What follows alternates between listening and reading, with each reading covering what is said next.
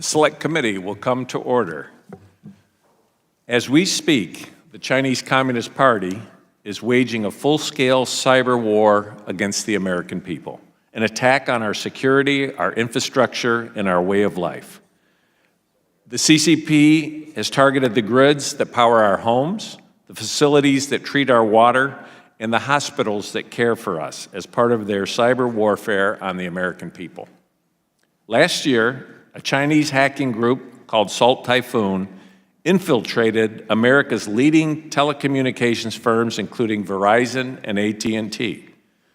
This group dedicated vast resources to accessing our most sensitive data, information found on our phones and wireless devices, including likely listening to phone calls conducted by President Trump and Vice President Vance. This is not an isolated incident. Another Chinese hacking group, Typhoon, has been working to position itself inside our critical infrastructure. According to intelligence officials, Volt is preparing to disrupt or destroy vital services in the event of a crisis over Taiwan. It is clear Xi Jinping's goal is to sabotage our way of life when the time is right for his regime. These cyber operations are part of a broader, coordinated effort by the Chinese Communist Party targeting everything from water utilities in Hawaii to oil pipelines on the West Coast and even the Texas power grid. The party's goal is clear: to undermine the very systems that keep this country running. We must understand that this isn't just a cyber threat. This is part of the CCP's larger strategy to destroy the American way of life. As we've seen with this deliberate flooding of fentanyl into our communities, the CCP will stop at nothing, even if it costs the lives of hundreds of thousands of Americans to advance its goals of global dominance. Just last fall, the ranking member and I warned that Chinese infiltration of our critical infrastructure is like a loaded gun aimed directly at the American people. Today, that gun is aimed and ready to fire. For example, CCP-linked companies like DJI and Autel control 85% of the domestic drone market, while 80% of U.S. ports rely on cranes supplied by ZPMC, another PRC entity. With Typhoon, the Chinese Communist Party is prepared to pull that trigger the moment it suits the interests of Xi Jinping and his regime. The CCP views all forms of warfare, cyber, economic, ideological, and military, as different tools to achieve the same goal: global domination through the defeat of its enemies. The CCP has never made any distinction between civilian and military targets in warfare, cyber, or any other. To ignore aggression in one field is to invite aggression in every other. There must be consequences for Chinese cyber operations that endanger the American people and our national security. CCP-linked companies that enable cyber warfare against America, either through direct complicity or by more subtle means, such as providing backdoors, should not be allowed anywhere near our critical infrastructure. Through military-civil fusion, the CCP has mobilized every sector under its control to wage cyber warfare against America. To combat that, we need to work together. There is one glimmer of good news. The Trump administration has already shown a willingness to take a more aggressive stance in cyberspace. National Security Advisor Mike Waltz and key members of the National Security Council have made clear America must be ready to use its offensive cyber capabilities to deter, disrupt, and destroy adversaries that target our security. The National Security Council is signaling that America is no longer only playing defense, we are actively engaging to erode our adversaries' cyber capabilities. This commitment to offensive cyber operations is aligned with one of the end goals of the Select Committee: protecting the American people from CCP interference and ensuring the safety of our critical infrastructure. We resolve to push back against China's malign actions and prevent further encroachment into our digital ecosystem.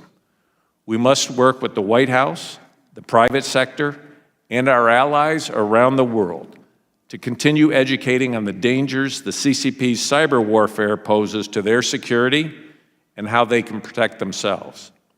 We're grateful to have with us today 3 excellent witnesses who will provide context on the CCP's cyber threat and highlight measures we can take to defend ourselves. In 2014, Xi Jinping told the CCP that without cybersecurity, there can be no national security. This is a rare instance where I have to agree with the General Secretary. American cybersecurity is American national security. And if we fail to hold Beijing accountable, the CCP's cyber warfare will merely be the prelude to a military assault on the American people and our allies. And on that note, I would like to yield to Ranking Member Krishnamurthy for his opening statement. I now recognize Ranking Member Krishnamurthy. Thank you, Mr. Chair. This picture is a picture of a GPS tracking bracelet. The U.S. government puts them on people convicted of serious crimes, so we can see where these criminals are at all times. But imagine if China had the very same capability to track and surveil our location, but not just for criminals, but for potentially every single American. Last year, federal authorities confirmed that China, through a hacking group known as Salt Typhoon, broke into the networks of 9 major telecom providers. That access allowed the CCP to, in the words of one former official, quote, geolocate millions of individuals and even record phone calls at will. If the CCP was listening in on this Congress, they'd know the bills we were going to introduce, the investigations we were going to launch, and most importantly, the actions they needed to take to evade consequences. I want to let the enormity of that sink in for a second.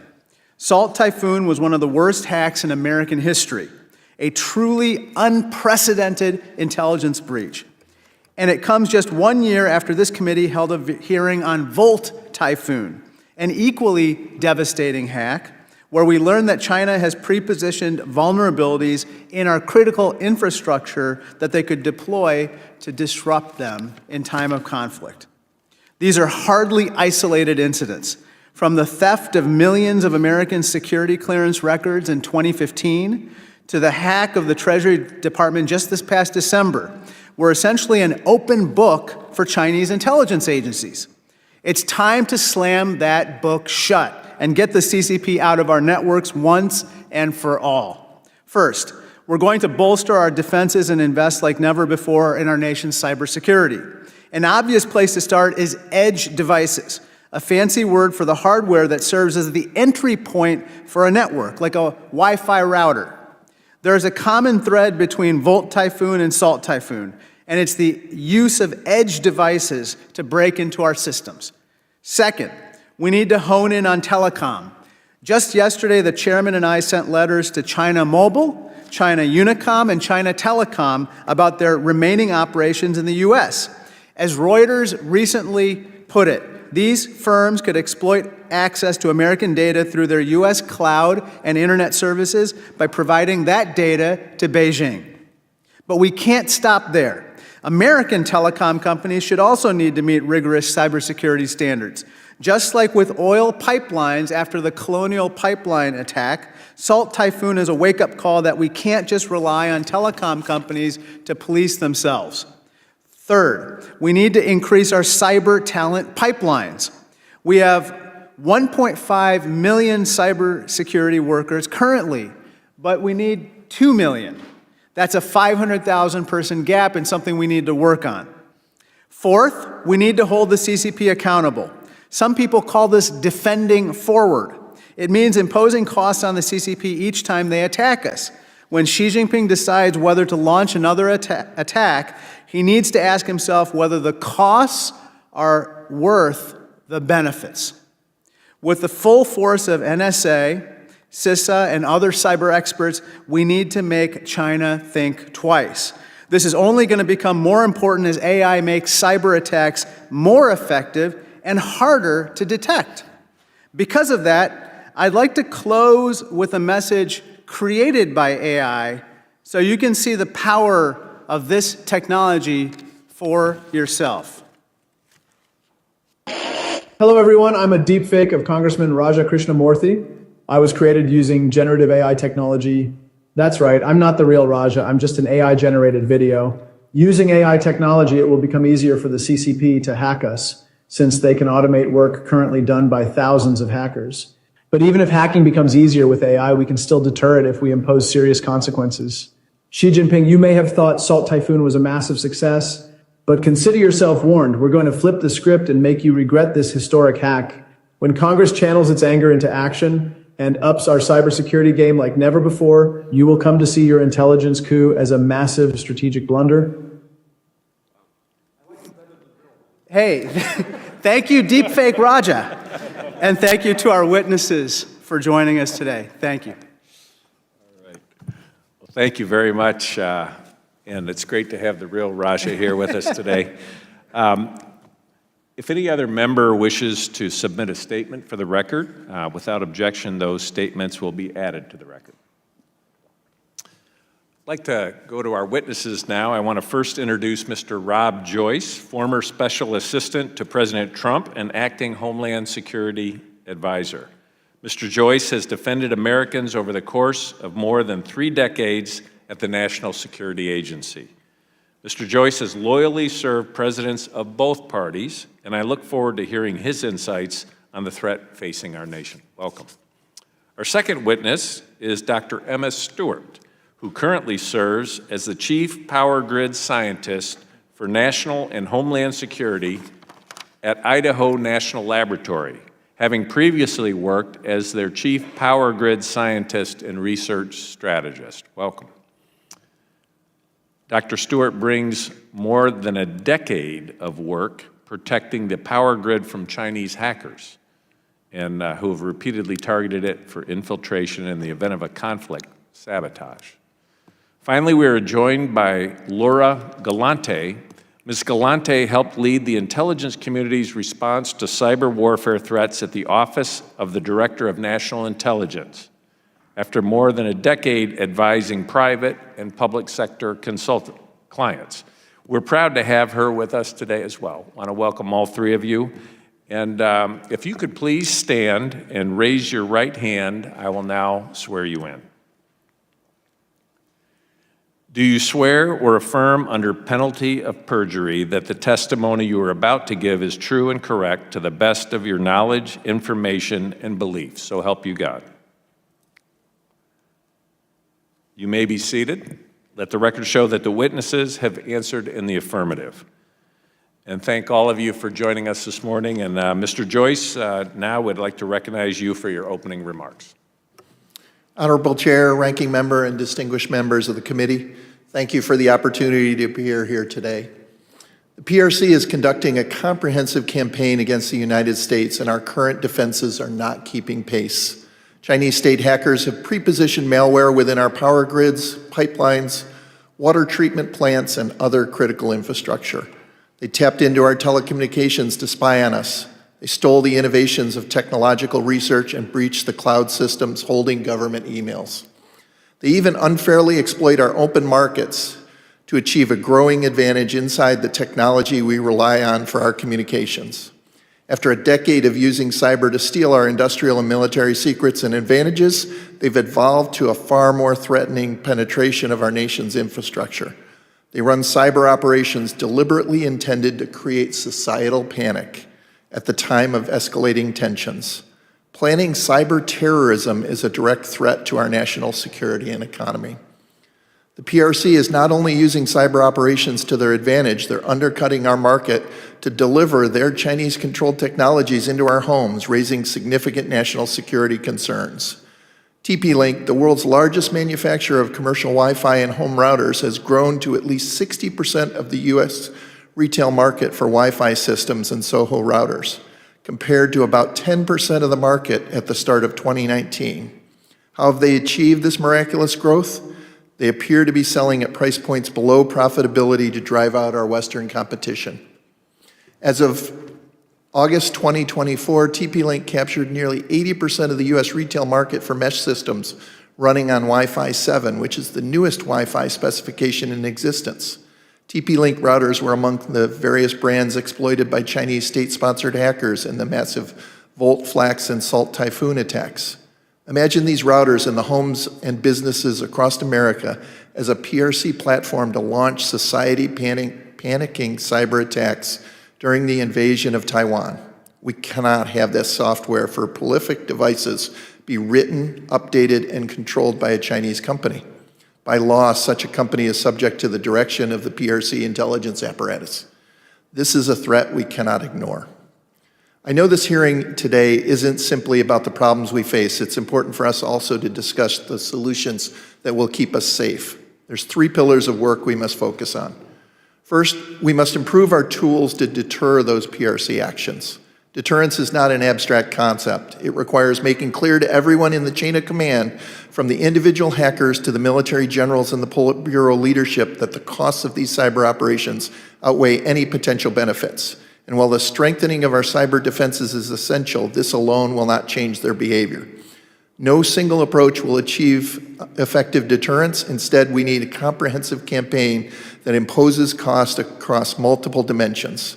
This integrated arsenal should include offensive cyber operations to disrupt their capabilities, targeted economic sanctions, public indictments, coordinated international law enforcement actions, diplomatic pressures, export control, and intelligence sharing with industry and our allies. Overall, we must include high-level political engagement to establish clear expectations for acceptable behavior online, coupled with concrete demonstrations that violations will have meaningful consequences. Second, we need stronger defenses. Too often, attackers exploit well-known vulnerabilities that remain unpatched. Industry also leaves too many flaws in the software we rely on. There are certainly levers that can drive more security into the ecosystem, and we must use them. This includes eliminating TP-Link's footprint from our nation and ensuring other PRC capabilities are not enabled in our infrastructure. Part of the defense is also having expertise and capacity in the government. I want to raise my grave concerns that the aggressive threats to cut U.S. government probationary employees will have a devastating impact on the cybersecurity and our national security. At my former agency, remarkable technical talent was recruited into developmental programs that provided intensive, unique training and hands-on experience to cultivate vital skills. Eliminating probationary employees will destroy a pipeline of top talent essential for hunting and eradicating PRC threats. If the positions are not eliminated, even if the positions are not eliminated, the pervasive uncertainty and doubt in the current environment is forcing them to seek secure opportunities for the families outside national security. We need this talent to win in competition and conflict. Finally, assuming our adversaries continue to come at us and our defenses improve, we must plan to be resilient. We must ensure cyber attacks have limited impact, quick recovery, and minimal disruption. There are mitigations that must be made to reduce our exposure even when the hacks are successful. I look forward to exploring these concepts during your questions. Thank you. Thank you, Mr. Joyce. And Dr. Stewart, you may now proceed. Chairman Molinar, Ranking Member Krishnamurthy, and members of the Select Committee, thank you for the opportunity to testify today on a topic critical to our national security. My name is Emma Stewart, and I'm the Chief Power Grid Scientist at the Idaho National Laboratory. The work I perform is at the intersection of energy security, cybersecurity, and resilience. Our critical infrastructure research, development, and deployments enable stakeholders to understand and mitigate the most consequential threats. INL is one of 17 US DOE national labs focused on building and testing more than 50 nuclear reactors in our full-scale test site. INL has developed a deep understanding of the operational technology and the cybersecurity engineering and processes needed to secure systems and provide critical function assurance. It's with this knowledge I speak to you today about the threat we face from CCP to the security of our energy delivery system. The backbone of our society is energy, with the US having the most complex, interconnected, and currently reliable electric grid in the world. In the US, we enjoy the capability and flexibility of electricity at any time, to any level, as the foundation of our economy, which enables military missions, delivers clean water, provides medical resources, and supports innovation. Over the past 2 years, we have heard from many qualified experts, federal organizations, such as joint statements from DOE and DHS, and testimony about the threat the PRC imposes on our US energy and other critical infrastructure sectors. We face an unprecedented and multifaceted threat from these CCP actors, given their ability and reported attempts to deliver cyber attacks, which could catastrophically impact our ability to deliver power to US citizens. This is no longer a warning, it is happening now and will continue to happen without a strategic unified focus on defense and deterrence of these attacks. The threat is demonstrated through the reports on Volt and Salt Typhoon, which describe capabilities ranging from pre-positioning access to our water and power networks in Volt, and intrusion, mass data collection, and espionage on our communications infrastructure with SALT. While the attention has shifted recently to Salt Typhoon, the dangers that were presented by Volt Typhoon's pre-positioning should not be understated or forgotten. This effort was not just about data collection, it was about gaining a foothold in many of our critical infrastructure controls. Volt and Salt Typhoon could be referred to as intrusions from the back door of our country, leveraging known vulnerabilities in equipment. We must close those doors, remediate, and detect future evolutions rapidly. We must also urgently address which could be referred to as a front door threat, which is the PRC dominance of our supply chain for the fundamental control layers, hardware, and power electronics that power our networks. A recent study sponsored by DOE Office of Cybersecurity, Energy Security and Emergency Response, CSER, analyzed key manufacturers in the battery energy storage space and evaluated the impact of the integration of high volumes of battery storage from PRC manufacturers across the country. The study revealed a complex web of manufacturers, asset owners, and integrators, indicating the challenge of untangling the supply chain from raw material to finished product. Through a 20-year strategy to acquire IP, expand manufacturing, and flood the market, PRC manufacturers today dominate this field, with at least 70% of manufacturers being PRC-based and over 90% having critical components from the PRC. When discussing solutions, the elephant in the room with PRC-dominant supply chains is rip and replace. It's a common recommendation for Chinese components. While effective in single-vendor threats, removing all of these technologies right now would harm our resilience and hinder the growth of a US supply chain. This study prioritized commercial and federal solutions and recommendations ready for immediate implementation to help solve this threat now. These measures protect, defend, and enable secure operation despite malicious supply chain actions, enabling strategic hunting and removal of threats like Volt Typhoon. However, no single solution exists to defeat this threat. We can repatriate critical component software and invest in a secure and US allied manufacturing base, but it requires a focused, urgent deployment strategy. With the help of the national labs, DOE CSER and the DOE Grid Deployment Office are already piloting this kind of assistance, hunting adversaries and implementing those controls to remediate the issue in the battery supply chain in particular, promoting the secure operation. One key solution in the portfolio is the use of cyber-informed engineering to enable design and effectively secure around and operate through the most consequential events. This portfolio has enabled us to work with all levels of asset owners, small to large, providing strategic operational and engineering solutions and prevent those most consequential cyber events. This work is not done. It leads to a second set of challenges and solutions, which is our ability to deploy defensive and deterrent capabilities. We might have the technology to remediate and repatriate. We do not have a coordinated deployment strategy, and market forces are not enabling effective portfolios to be built or customized. Our strategic defensive capabilities for the OT space are currently split into factions between national labs, the private industry, and federal entities. What I believe is needed is a task force with coordination and unification of our deployable resources, with strategic leads, federal funding, incentives, and state backing, along with streamlined authorities to actually perform the remediation actions we need to do. It would provide critical backup to those asset owners who urgently need the support to take action against Volt Typhoon and others. To summarize, we have solutions. We need to use them fast and surgically excise the most consequential and simultaneous threats from our networks to our energy delivery system. I appreciate the opportunity to testify today, and I look forward to your questions. Thank you, Dr. Stewart. Ms. Galante, the floor is yours. Good morning, Honorable Chair, Ranking Member, and esteemed members of the committee. I'm Laura Galante. I most recently served as the Director of the Cyber Threat Intelligence Integration Center in the intelligence community's Cyber Executive for the Office of the Director of National Intelligence. Today, I'm going to focus my remarks on one of the core root causes for how Chinese actors are able to penetrate so much of US networks and critical infrastructure. Back in fall 2024, US media reported that numerous US telecoms and other wireless communications companies were the victims of an extensive Chinese-sponsored intelligence operation. This operation's been dubbed Salt Typhoon. The Chinese actors have breached multiple layers of at least 9 major U.S. telecoms networks. This gives the PRC, the Chinese government, wide access to U.S. mobile communications across carriers and across different wireless communication technologies.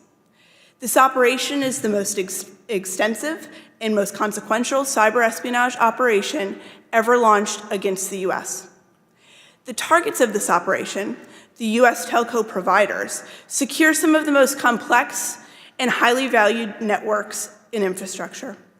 In 2023, the then Director of National Intelligence warned that, quote, China's cyber espionage operations have included compromising telecommunications firms, providers of managed services, and broadly used software, and other targets potentially rich in follow-on opportunities for intelligence collection, attack, or influence operations.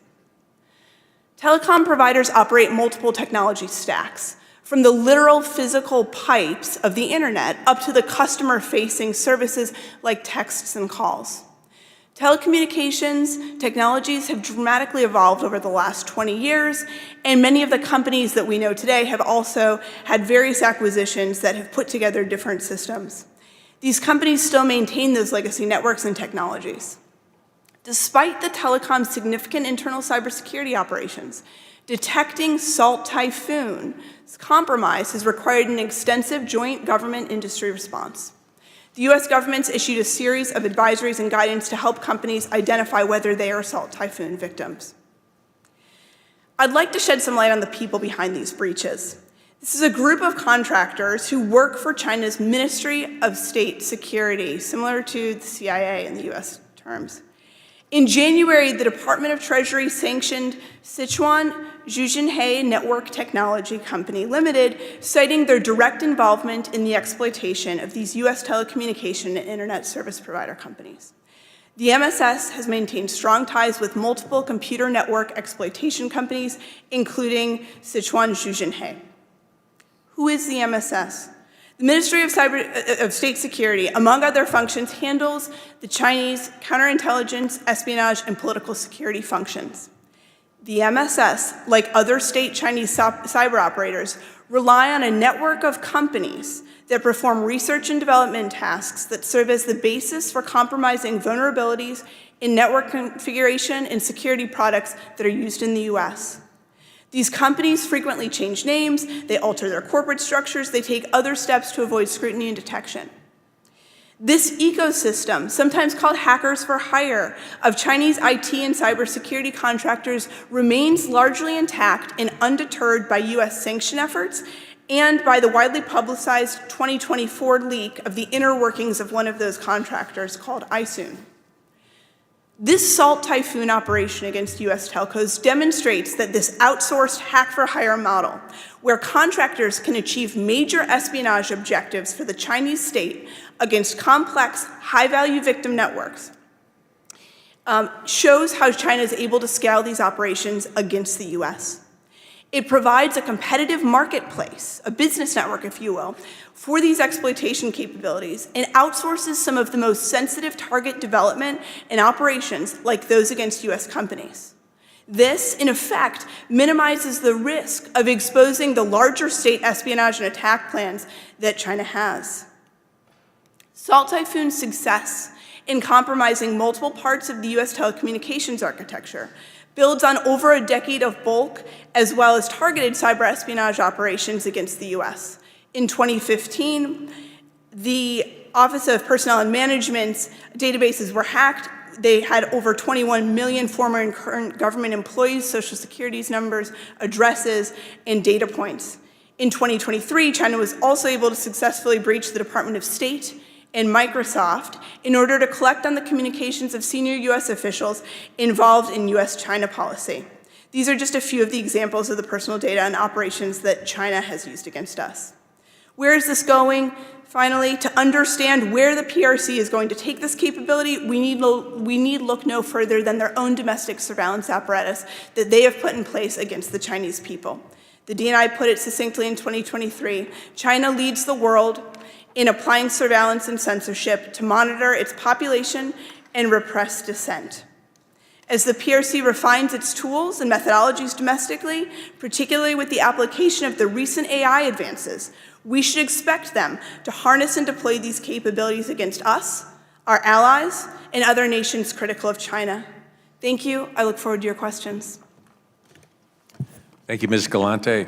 Thank you all for your testimony, and now we'd like to move to questions. And I'd like to begin by talking about the concern of the potential for a cross-strait conflict with Taiwan and the very real threat of Chinese cyber warfare against the United States. I wondered if you could, Mr. Joyce, talk about, in the event of a Chinese military operation, how prepared and what would we expect in a Chinese cyber attack? Mr. Chairman, I think it was a hearing that this committee held where the director of NSA, FBI, CISA, and the National Cyber Director testified about the Volt Typhoon threat. And in that, they talked about the intent of the Chinese to, one, disrupt our military transport capabilities to move into the theater. So we would have to transport an enormous amount of people and material. And you can imagine that the computers that plan and support the DoD, both in civilian infrastructure and in the government, are an important aspect to our success in being able to mount that defense. So the Chinese would look to disrupt those capabilities to move, organize, and get to the theater of conflict. The second thing they do, though, is they would want to cause the American people to be disrupted and concerned by cyber attacks against our critical infrastructure here in the U.S. So we'd turn inward and have that societal panic where we wouldn't be interested in a fight on the other side of the world. We'd be dealing with messes here. So they're pre-positioned in things like rail, transport, ports, our airlines, and others, the electric grid, the water supply, so that they could create that disruption here in the U.S. And cause us to not have the will to get into that fight. Thank you. And Dr. Stewart, it seems that our cyber defenses are not up to standard where we'd want them to be. What can be done? You mentioned the pre-positioning when it came to Volt Typhoon. When you think of this kind of aggressive action, how do we bring our cyber defenses up to a satisfactory level? Well, my expertise is mostly in the power grid, so talking about our utilities and what they need to improve their cyber defenses at the moment, there has been a lot of work through various programs. One of them is a Rural Municipal Utility Cyber Program also, to provide them funding, access to resources, and people, essentially, to help them improve their defenses. At this point, we still do not have enough people and enough resources going to them, and that requires funding and capabilities as well. We are deploying things to help them solve these things. We have the tools. We need people and capabilities going out there and helping them remediate those actions together. Unified forces, essentially, that take the best of our abilities and help put them in the right, most consequential places as well to help them build those defenses. Okay, thank you. Mr. Joyce, in your testimony, you spoke about TP-Link and the threat that it presents. Why should consumers care about TP-Link? How would they even be aware? You hear about, I heard from someone recently who said his mother had a router, a TP-Link router. I mean, how would people even know this? How concerned should we be? You mentioned, I think, 60% of the market is TP-Link? Yes, sir. So those devices are labeled and branded TP-Link. So by looking at your home Wi-Fi router, you can understand if you have a TP-Link router. The concern is the Chinese cyber operations need to come all the way from China out to their victims in the U.S., the critical infrastructure inside the U.S. And most of our cyber defenders know that when something knocks on their front digital door from China, they need to look at it very closely. But by hacking these Wi-Fi routers, they can come through the internet, emerge in our homes and our businesses, and then move onward to those targets and have a much better reputation because it looks like work from home, or it looks like the connections they would expect from their customers. So they can't block those. So by having these routers in your home, you are exposing the attack surface of the U.S. critical infrastructure for the types of operations you asked about in your first question, sir. So we need to all take action and replace those devices so they don't become the tools that are used in the attacks on the U.S.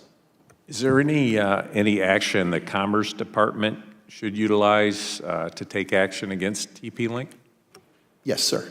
Congress has the authority on a national security basis to block and bar those devices from sale in the U.S. And I understand they are working on that today, and I would encourage everybody to move swiftly and quickly on that action.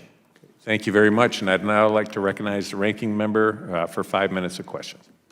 Thank you, Mr. Chair. Thank you to the witnesses. China is the world's foremost hacker. As this visual displays, Ms. Galante, as you can see on the chart behind me, between 2000 and 2020, the Chinese government was responsible for more state-sponsored hacks to steal data than Russia, North Korea, and Iran combined, correct?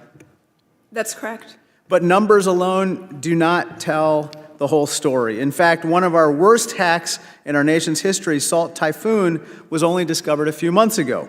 This Chinese state-sponsored hacking group penetrated at least 9 major telecom companies, as we've mentioned before. Mr. Joyce, according to news reports, the CCP had access to call logs, unencrypted texts, audio messages, geolocation data, and even the private portals of law enforcement for court-ordered monitoring, correct? Yes, Congressman, that's my understanding. And Ms. Galante, this kind of data could be used for blackmail or coercion by the CCP, right? Yes, in addition to other purposes. The good news is that encrypted messages and calls are much more secure. I know when I communicate with my staff, we actually use Signal, as you can see here. It's a free encrypted app to keep our messages and calls protected. So, Mr. Joyce, if there's one thing all of us, every single American can do right now to protect ourselves, it's to use encrypted messaging platforms such as Signal, right? Yes, Congressman, I use Signal as well. Okay, well, maybe we'll signal each other. Okay. Let's turn to the next topic.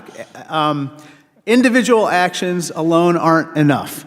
To tackle the CCP cyber threat head-on, we need to reimagine our supply chains and invest in cybersecurity like never before. This is particularly true with regard to what are called edge devices. To put it simply, these are things like routers that connect a device to a network.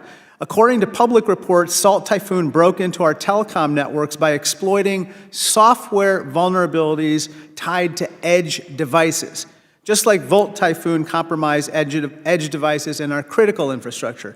Ms. Galante, it's clear that we need minimum cybersecurity standards for edge devices, correct? Yes, these edge devices are frequently the way that the Chinese are able to access and get into core networks that we've discussed. So we just talked about TP-Link. The chairman mentioned that. And here's a TP-Link router, Chair. I actually brought one here. And you can actually buy one of these things for $20 online. But don't use this, okay? Don't put it in your critical infrastructure. And as the chairman mentioned, I don't have one at home either. It's not a good idea. Let me turn to my final topic. As individuals, we can use encrypted messaging apps and safer routers to protect our privacy. And as Congress, we can require telecom and critical infrastructure companies to up their game. But really the biggest question is, how do we get the CCP to stop? So, Mr. Joyce, there's no such thing as perfect cybersecurity, and it feels like the CCP is going to just keep hacking until the costs exceed the benefits, right? Yes, Congressman. So it seems to me like step one is we have to figure out how to attribute hacks back to their sources, such as the CCP, but step two is imposing consequences. We've tried having DOJ indict CCP hackers, as this poster shows behind me. We've tried sanctions. These efforts are important, but they don't seem to be enough. Most important tool, in my opinion, is something that Cyber Command calls defending forward. And to ask a question about this, I'm going to turn back to the deep fake of myself. which you met during my opening statement to pose a question to our witnesses. With the rise of generative AI, the technology used to produce deepfakes like the one you are watching right now, cyber attacks against America are going to get even bolder and more brazen. Mr. Joyce and Ms. Galante, to deter the CCP and impose serious consequences on them, we need to hack back. Isn't that correct? So my answer is a strong yes and. It's not just hack back, but it is the entirety of a comprehensive plan that ensures they understand that hacks come at a cost. Ms. Galante. I'd agree with that, and we also need to go after some of the core companies and enablers that are behind the Chinese government Yes. system. I think we should hack back the hackers. And I'm going to say something very provocative. I think that we should also consider potentially enlisting private sector actors to hack back at the hackers. I'm going to get in a lot of trouble for saying that. But I think you have to sometimes use fire against fire. So thank you, and I yield back. Thank you. I'd like to call on Representative LaHood. Thank you, Mr. Chairman. I want to thank the witnesses for your valuable testimony here today. Mr. Joyce, good to see you again. I also serve on our House Intelligence Committee, and I chair our NSA and Cyber Subcommittee, and so I appreciate the candor and sincerity of your testimony today. As has been referenced regarding China, under Xi Jinping's leadership, the CCP leaders have consistently expressed their public intention in becoming a cyber superpower. And I'm going to ask you, Mr. Joyce, about that in a second. And their official government view is that cyberspace is a venue for international strategic competition and how they win that strategic competition. Of course, that pertains to national security, it pertains to economics, it pertains to technology. The CCP's own cyber policy-making process has placed an emphasis on using cyber espionage for illegitimate economic advantage and refusing to abide by a set of principles of international law in the digital domain. They play by a different set of rules and standards that every other industrialized country in the world abides by. So, Mr. Joyce, maybe my first question, if they are not a cyber superpower now in terms of their actions, what does that look like if they're able to achieve that? I believe China is approaching a peer status in cyber, right? If you look back 10, 15 years, they were not skilled and not a significant power, but they have a couple of things that have benefited them. One, they have mass, right? They have quantities of intelligence, military, and commercial entities on a scale that dwarfs anything we in the West have. Two, they're gaining experience just through the sheer volume of operations they're doing against the U.S. and our Western allies. They get better through experience. And then third, they've been willing to try things and learn from their mistakes. And so they continue to advance, moving from espionage and theft into that pre-positioning and the capability to do attack and disruption. Thank you. Our new CIA Director, John Ratcliffe, in his confirmation hearings, talked and advocated for more aggressive offensive actions to counter the CCP's growing influence around the world. Just kind of a general statement. And I believe this approach needs to be extended to the cyber domain specifically to better allow the U.S. to leverage cyberspace capabilities and to safeguard our national security. Mr. Joyce, you may be aware, last week the cybersecurity company CrowdStrike released their global threat assessment. And it's really alarming. They found a 150% increase from 2023 to 2024 in PRC-related cyber threats across all 23 sectors that they track, ranging from the defense industry to financial services to telecommunication and everything in between. So what's your assessment in why Chinese cyber actors are increasing their cyber espionage and attack tempo at such a significant pace? So my assessment is they're increasing because it's yielding results, right? They're getting intelligence, they're getting critical financial and proprietary information that lets them advance their economic interests. And they're doing it because it strategically is advantaging them, both in the military and intelligence side. So they're doing it, frankly, because it continues to be successful and there is no cost to them for this effort. In terms of the threat that they face, do you have any suggestions or give us any optimism on the direction the U.S. is currently headed? Yeah, my belief is the dials need to be set to 11, right? That was my comment earlier, that it's a yes and, offensive cyber, but also diplomatic messaging, the investment in the operations, right? Now is not the time to dial back on our cybersecurity capabilities, but put our foot down so that we can generate the intelligence that enables the operations to push back. I'd ask you too, when have you ever seen a diplomatic expulsion for a cyber event, right? We do that routinely when people spy on the US. We do that routinely when there's some sort of diplomatic misstep. We don't use it in the cyberspace, and that shows me we don't use all the tools of national power. We have tremendous leverage in economic and commercial space. We don't use that to push back for cyber intrusions. We need to use everything on a scale that turns the dial to 11. Thank you. I yield back. Thank you. Representative Carson. Thank you, Chairman. The U.S.-China Business Council consists of over 270 companies with ties to China. What are the biggest cyber security and operational challenges U.S. companies face in China? And how can Congress and the administration support businesses navigating China's cyber laws while protecting our national security interests?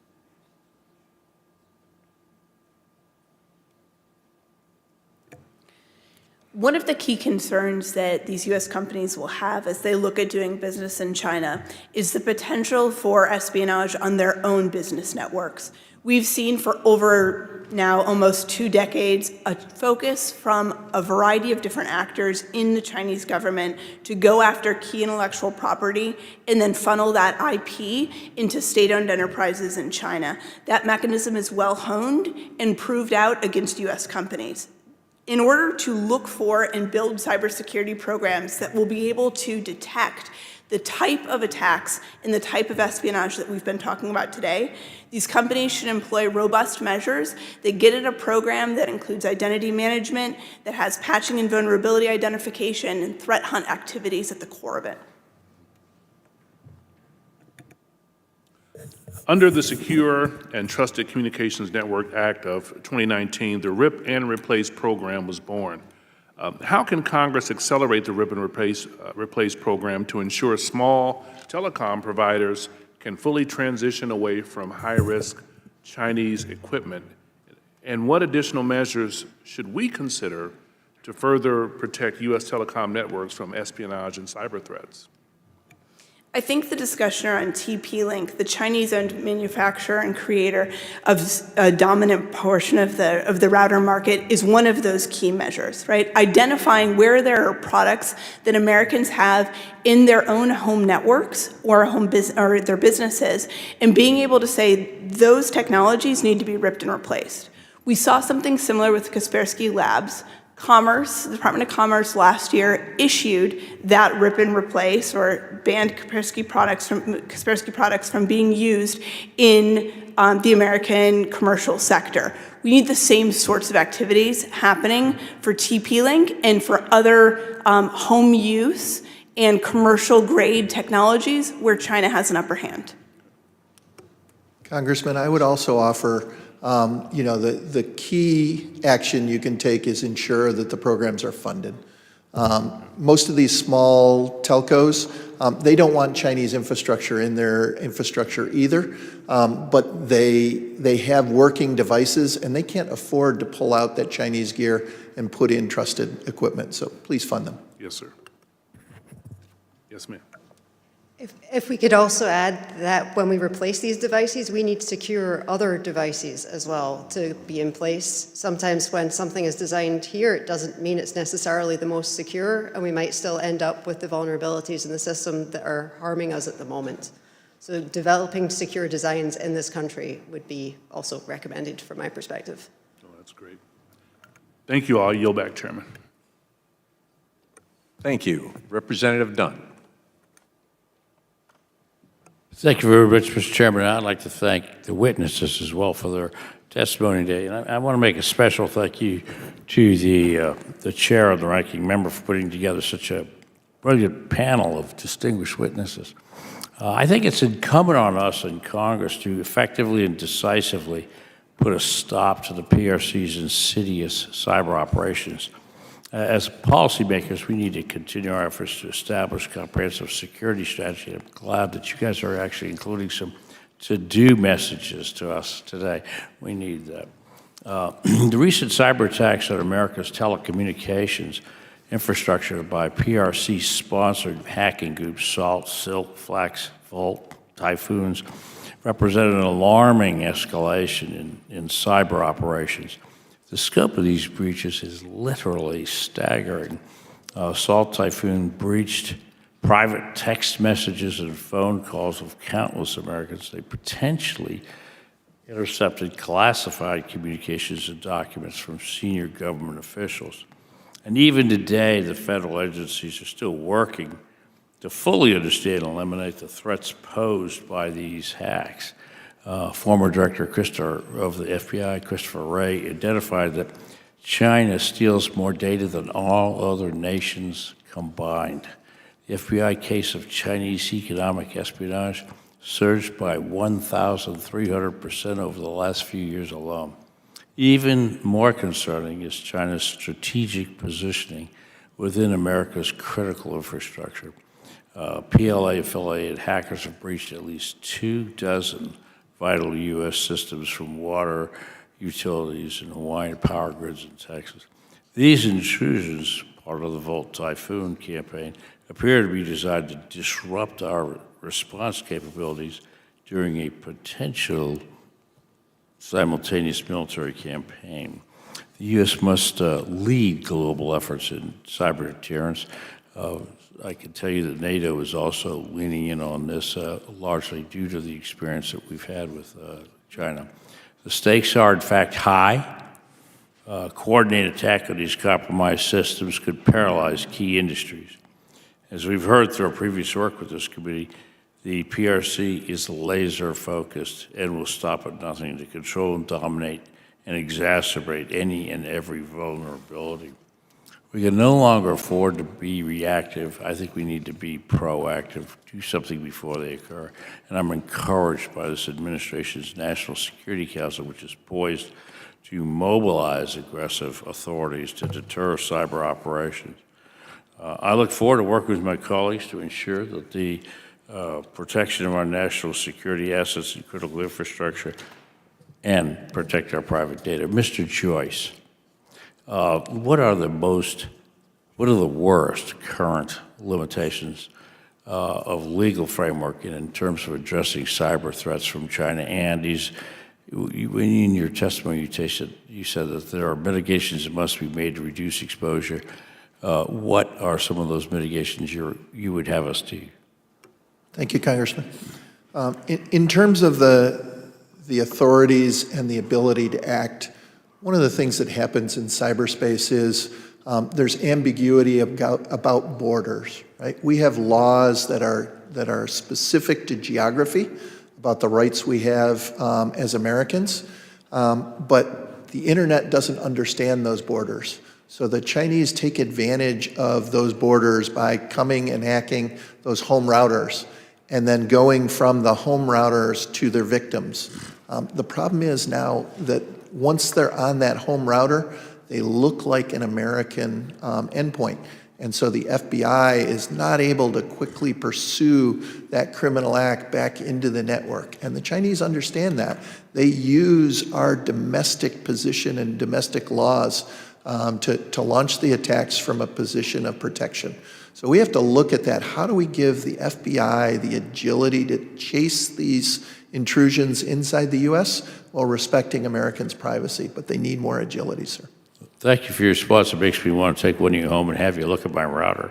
But can you expand on what the societal panic, you mentioned societal panic, events could look like that the PRC is attempting to create in times of escalating tensions? Specifically, like, are we talking about another run on toilet paper or maybe something more important? definitely more important. I think you can look back, sir, at Colonial Pipeline when the gasoline supply to the East Coast was shut down and people were literally using plastic bags to get the last loads of gasoline and hoard those and save them. So it's not exactly toilet paper, but it is absolutely causing that kind of concern in supply. All of you have expertise we need. Please stay in touch with our chairman. Thank you, Mr. Chairman. I yield back. Thank you. Representative Takuda. Thank you, Mr. Chair. In recent weeks, we have seen the Trump administration fire at least 140 employees at the Cybersecurity and Infrastructure Security Agency, which President Trump himself established during his first term. Hundreds more, as we know, may be let go, many of them holding critical cybersecurity roles and providing valuable technical experience, despite the fact that they have only been working at the institution for a short time. Dr. Joyce, in your written testimony, you express your grave concerns with the elimination of probationary employees and the harmful impacts that this has on not just the immediate cybersecurity posture of our country, but our ability to attract the right talent, especially when we consider the fact that the threats are not ceasing to exist, and who knows how many other South Typhoons we have embedded in our systems as we speak right now. Dr. Stewart and Ms. Galante, do you concur with Dr. Joyce's concerns? I concur with Mr. Joyce's concerns about the firing and also the diminution of the federal workforce on cybersecurity as a core concern. I'll also say that with CISA in particular, the work that CISA does and the advisories that go out with numerous agencies, seals on them as a voice from the US government about what needs to be protected, have a powerful message to our allies and to other entities looking for advice on what they need to patch and do in their systems. It's a critical function, and it's something that CISA's made real strides in over the last several years. Thank you, Dr. Stewart. I agree, we do need these people to be working together to actually form an effective defense of these networks at the moment. Loss of knowledge that we've gained over a number of years will challenge how we coordinate and deploy in future on our abilities to deter these attacks, yes.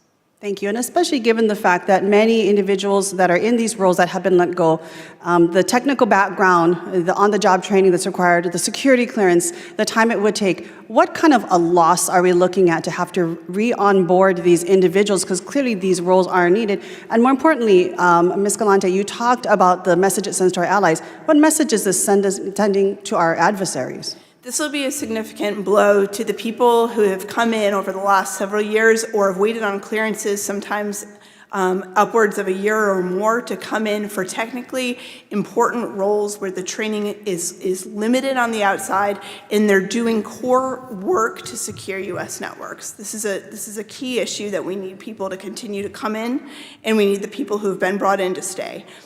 In terms of our allies, they rely on U.S. cybersecurity expertise in a way where they see movements from the U.S. as the leading posture for how they look to talk to their private sectors, and in turn, that collective defense between governments that we're allies of and the private sectors that they inform help us keep our adversaries from further threatening U.S. networks.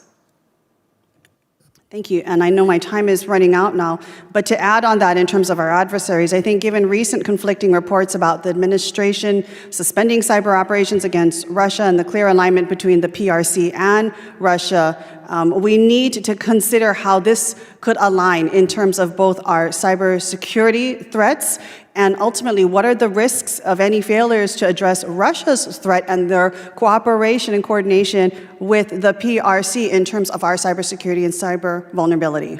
So if anyone has things to comment on that particular potential alignment of our adversaries. China and Russia have been key cyber adversaries and cyber powers for over a decade at this point. Our ability in the U.S.'s continued persistence to counter these adversaries in cyberspace is critical. Thank you. Anyone else want to comment? Dr. So Joyce? I'd join, there's been a common theme throughout this that we need, aggressive actions to counter and deter. And it's very clear to me that, unilaterally exiting the cyber battlefield would be a bad decision. I don't know if we have or haven't in that case, but I would hope we do not, because things like the Defend Forward strategy keeps not only the nation state activity on their heels as we address their infrastructure, but it also undercuts their botnets and capabilities that are used by the criminals.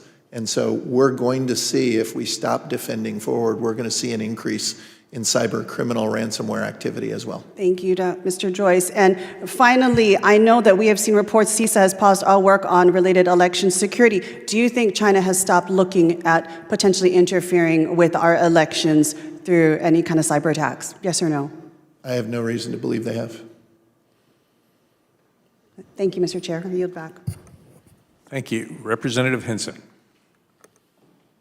Thank you, Mr. Chairman, and to our ranking member for holding this hearing today. Got to say, I'm hoping that there are no AI videos of me like that out there. It's scary stuff, right? We know AI has become such an incredible tool for so many of our small businesses, our farmers, schools, hospitals. You know, it runs the gamut of who's actually using this technology for a positive purpose. It's really, really important in a place like Iowa, where we can use that to really be a force multiplier for our businesses and our communities. We're seeing it used increasingly in things like precision agriculture in farming and agriculture spaces. It helps to increase crop yields, which we got to produce more with less, conserve our resources, and then in that process also work to optimize all of our supply chains. So it's doing all that already, and so we're really leveraging that in a lot of really great ways. And we want all of our folks to have access to all of these innovations and the technology, but we also have to protect them at the same time. And I think that's a lot of what we're going to be focusing on this Congress, because as we've heard today, it's the cyber threats, it's the data breaches, the operational disruptions potentially that could jeopardize success and security, especially as we're hearing that they may be advancing their own to be a peer level capability. So we know they're working in this space, that they're not a fair actor, and they're using these capabilities to steal, manipulate our markets, and continue to exploit the vulnerabilities in our critical infrastructure for strategic advantage. Dr. Stewart, I want to go back to something you answered about earlier. You talked about some of the vulnerabilities in the designs for technology. And as I was mentioning about all these folks who are using it, the farmers, the schools, hospitals, how can they really integrate these systems in place while ensuring that their data remains protected from the cyber threats, the malicious actors, especially given some of the challenges that many of our rural communities face with maybe affordability and access to these technologies? There's a number of very simple things that people can be doing to help secure those devices that they have. Unfortunately, some of the devices just aren't securable, which is what we've really been talking about today. But in making good choices on what equipment they're buying, things that have actually been certified to certain standards, not going, unfortunately, for the cheapest option is actually one of the best things people can do at this moment. We have a number of instances we've seen on things like solar installers, for example, asking people for their home passwords so that you can install the inverter and solar panel on your house. Things like that we need the public to be aware of, that they shouldn't be doing simple defensive techniques of, no, you can't have my password, that's not a good idea. Yeah, good cyber hygiene across the board. Good cyber hygiene across the board, yes. Yeah, well, I think about, when someone comes to do maintenance at my house, I have a garage code that I can give them, but I can also change it and eliminate it as soon as I need to. Do we need something like that for that kind of situation? Eliminating things like fixed passwords in devices as a standard would be a huge thing that we could do to improve the technology and the security of that technology as well. Right. It's really common on the edge devices at the moment. Okay. Mr. Joyce, what proactive steps should the government be taking to protect our AI systems from cyber threats, unauthorized access, and additional data exposure? We are entering a new era with AI that will introduce new vulnerabilities. The most important thing is we've got to have the connection to both industry and academia that's looking at the new classes of vulnerabilities that are introduced by AI. AI is going to make everyone faster, the attackers, the defenders. It's going to make everyone more capable, but it's also going to bring new classes of vulnerabilities that we don't appreciate yet. And so that research and understanding the adversarial testing of these systems so that we break them before the Chinese or the Russians get to break them is going to be vital. We got to hack ourselves to figure out what we need to fix, right? Almost. Exactly. How critical is it to eliminate Chinese-made technology from our federal infrastructure? We've already talked about rip and replace and why that program exists, but how critical is it? Is it a red lights are flashing alert? Do we need to do this yesterday? You all agree? Yeah, we've had programs talking about the threat of Huawei for years, and we've only just begun getting to the point where we're actually resourcing and taking action to get them out. But we're still binding the hands of some of our solutions. For instance, HP Enterprises and Juniper tried to merge and create a capability that would be able to sell 5G solutions that are American-made and have American software. That's so important to have the software be trusted from a trusted source. And the Justice Department right now is looking at, in fact, they sued to stop the merger, which will undercut our ability to compete against Huawei in the whole global environment. So we've got to get American businesses into the technology space and competing against the low-cost Chinese solutions. We have to get ourselves out of our own way, in essence. Absolutely. Get the government out of the way. Yeah. All right, thank you, Mr. Chair. I yield back. Thank you. Representative Stanton.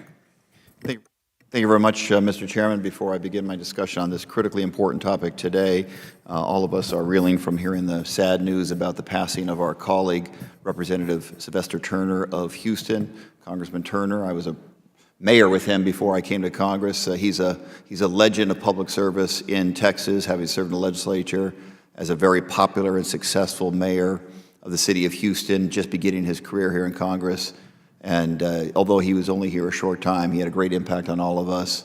And our deepest sympathies go to his family and to the people of Houston, a loss of a giant of public service in Texas. I work hard to represent the very purple state of Arizona. I'm grateful to be here for my first hearing with the China Select Committee, one of Congress's most bipartisan committees. Protecting U.S. security has to be a bipartisan issue. Unfortunately, this administration is harming decades of American soft power abroad and handing wins to our strategic competitors on a silver platter. This administration dismantled USAID, a critical tool in countering the Belt and Road Initiative and the growing influence of the Chinese Communist Party. China is already stepping into the void that this administration is leaving. I was heartened to find out this morning that the United States Supreme Court did block the dismantling of USAID and said that the congressionally approved budget that we approved in a bipartisan way has to move forward. It cannot be impounded by the president.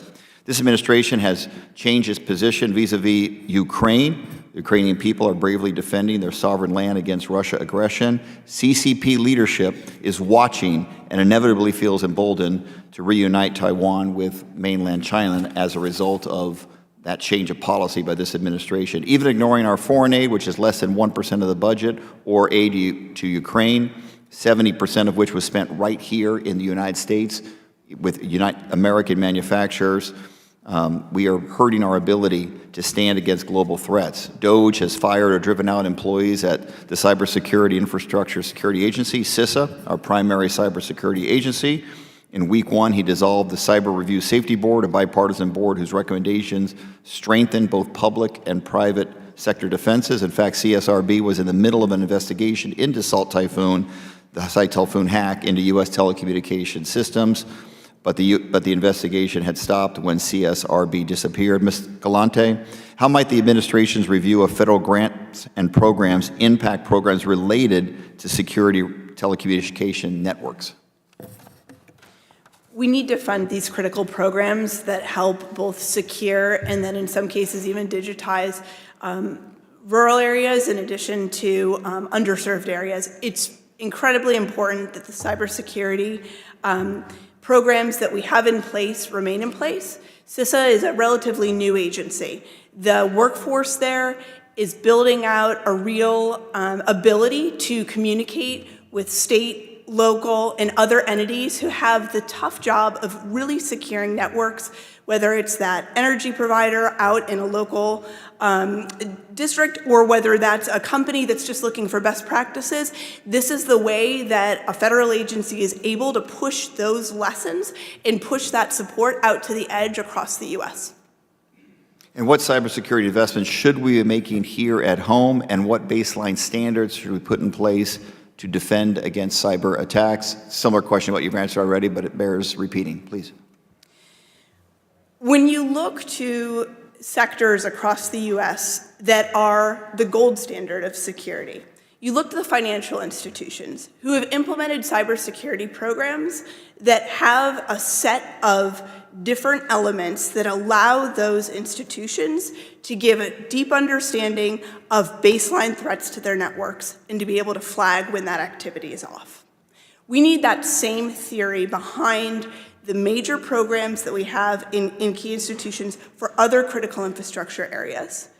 Building that out and putting cybersecurity minimums in place in critical services and critical infrastructure is a key goal for us to be able to secure U.S. infrastructure. Thank you. Finally, Ms. Stewart, you mentioned in your testimony about the need to, quote, modernize and adapt grid technology, ensuring the U.S. power systems are secure from malicious intent. That modernization would rely in part on semiconductors. Can you speak to the need for a diverse and secure semiconductor supply chain to protect our power grids? Yes, we can't necessarily build the components we need to secure our current supply chain. We don't have the manufacturer in this country at the moment. So actually building that base of supply chain coming in would enable US companies to help assemble these components more securely as well. That can be done quickly, but it does require funding, support, and coordination to get the right components and the secure designs in place. Thank you very much. Chairman, I yield back. Thank you. Representative Johnson. So I want to talk a little bit about LiDAR, Mr. Joyce, and when I raise concerns about how much control the Chinese companies have over the LiDAR market, I think some people wonder if the threats are really all that relevant to their life. I came from the telecom sector, and it reminds me a little bit of how much of a foothold we let Huawei get into telecom networks. So for an everyday citizen who wonders whether DJI drones, or a tractor or a passenger vehicle with LiDAR is really that big a problem, help us educate them. Congressman, LiDAR is not my area of expertise, but I certainly can talk to you some of the supply chain and cyber threats. The thing I worry most about is who controls the software underneath the capability. We can have trusted manufacturing in the US, but if the software is written inside the CCP and then beholden to Chinese intelligence laws where it can be influenced, updated, and manipulated, that gives me grave concern. And so, where we don't have US entities, whether it be in the core telecom options like we talk about in the Huawei and the competition against Huawei, whether it be software that we would trust and install inside our clouds or inside our businesses, or all the way down to the edge devices we put in our home. Who makes the software and who has the ability to update it is critical. And so, going to any component, whether it's LiDAR or drones or others, that's my metric of security. So in your testimony, you said we allow too many flaws in the software environment. We've had some discussion about that today, but what are policymakers to do with that? It seems like perhaps a bit too aggressive to just say, oh no, there can be no software written by any Chinese national or somebody living in China. What should policymakers do? I'm not sure that's not a reasonable outcome. I think the important thing is we have to have trust in the software and capabilities. It runs too much of our national security, too much of our economic security, and is too embedded in our lives these days. So who makes that software is vitally important. So we'd want to make sure that our policies were able to hold up in court, and I know you're not a legal expert here opining on that. Would we, just from a practical operational perspective, would it be better to identify key strategic industries and niches whereby we would start to put up some of these safeguards first, rather than something that's too blanket or too sweeping? Absolutely. I also am a little nervous in these areas where we have allowed Chinese companies to gain so much concentration in the market. Is there something, in America, we don't do a lot of central planning. We generally are pretty resistant, as we should be, to industrial policy. How should we view areas like Huawei, or with drones, or with LiDAR, where China has been able to secure such an absolute domination in the market? A lot of the work I've done has been on the battery space, essentially, which is one of the areas where China has completely dominated the market, and we're currently looking at how to improve that as well. I do believe we can secure around that technology currently to enable us to continue its use, continue growth of our power, essentially, so we can still support things like data centers and the growth of the US grid. I do believe, though, we need to wrench back control from these companies as a whole. They hold power for things like contract controls, where these third-party companies do have no power over if they can inspect the components they're importing or not. Or, for example, we can inspect the components that they're importing as well.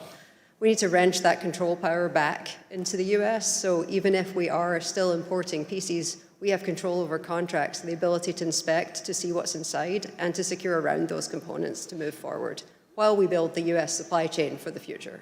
So it does seem like wrenching back control. I mean, I'm sure there are a variety of ways that could be done, but two come right to mind. Number one, the ones you mentioned that talk about making sure we have almost an audit or a transparency into what's going on. The other would be making it clear that the Department of Transportation or the Department of Defense or other American agencies should not be purchasing this software, entering into contracts with these entities. Is that a reasonable policy approach?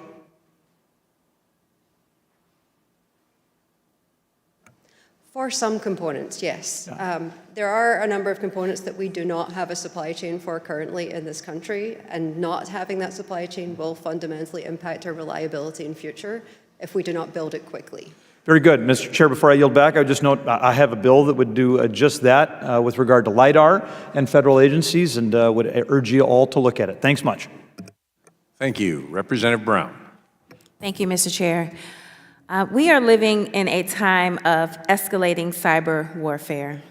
Our foreign adversaries have been relentlessly attempting to breach U.S. systems, targeting critical infrastructure, government agencies, and private enterprises. In addition to ensuing chaos and confusion, the underlying goal is to disrupt our national security, steal sensitive data, and weaken American institutions. These threats underscore the urgent need for robust security measures to safeguard our nation's digital infrastructure. Cybersecurity is not just a technical concern, it is a matter of national security, economic stability, and public safety. Without a strong and well-funded cybersecurity framework and workforce, the United States risks falling vulnerable to adversarial nations. The Chinese Communist Party, Iran, and Russia are all seeking to exploit weaknesses in our digital defenses. This is why the recent efforts by the Trump administration and DOJ to reduce the number of government employees actively working on our cybersecurity defenses are not just misguided, they are dangerous. Last month, President Trump fired 400 employees from the Department of Homeland Security, including over 130 cuts within the Cybersecurity and Infrastructure Security Agency, or CISA.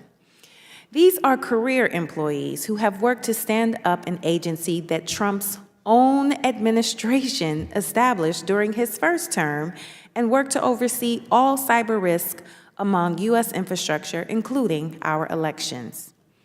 Beyond DHS, the National Science Foundation has already laid off 10% of its workforce, with potential cuts reaching 50%.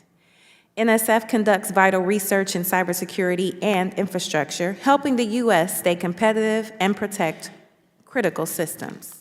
Mr. Chairman, I asked to enter into the record a letter from a group of national security leaders, including former Secretary of Defense Chuck Hagel, expressing deep concerns that the layoffs and funding cuts, specifically at the National Science Foundation, will put the United States at a disadvantage when it comes to China's race to the top on global technology dominance. Without objection, it will be added to the hearing record. Thank you. These reductions threaten critical research that supports cybersecurity infrastructure resilience. I know that our expert panel of witnesses here today understand the value of these agencies and the research they conduct because you've all cited them in your testimonies. So I'd like to start with Mr. Joyce, but I welcome insights from any of our witnesses.